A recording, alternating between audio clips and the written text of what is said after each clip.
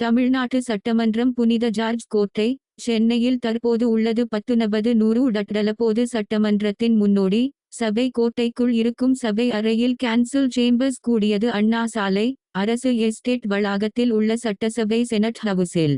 Signed has 14 July 1937 21 December 1938 வரையும், ஜனவரி 27, 1938 October 1939 காலகட்டத்தில் விருந்து மண்டபத்திலும் பின்னர் ராஜாஜி மண்டபம் என பெயர் மாற்றம் பெற்றது. கூடியது 1900 போது செயின்ட் ஜார்ஜ் கோட்டையில் மீண்டும் கூடியது. 1952 சட்டமன்ற உறுப்பினர்களின் எண்ணிக்கை 375 ஆன பின் அரசாங்கத்தின் எஸ்டேட் வளாகத்தில் உள்ள தற்காலிக இடத்திற்கு நகர்த்தப்பட்டது. அப்போதைய சட்டமன்ற கட்டிடம் இருந்து 160 பேர் மட்டுமே அமரும் படி இருந்ததால் மார்ச் 1952 இந்த நடவடிக்கை செய்யப்பட்டது. பின்னர் 3 மே 1952 அன்று அதே வளாகத்தில் புதிதாக கட்டப்பட்ட சட்டமன்ற கட்டிடத்திற்கு நகர்ந்தது. இப்புதிய கட்டிடத்தில் பின்னர் கலைவாணர் அரங்கம் என பெயர் மாற்றம் செய்யப்பட்ட கட்டிடம் 1900 நடுநரையில் செயல்பட்டது.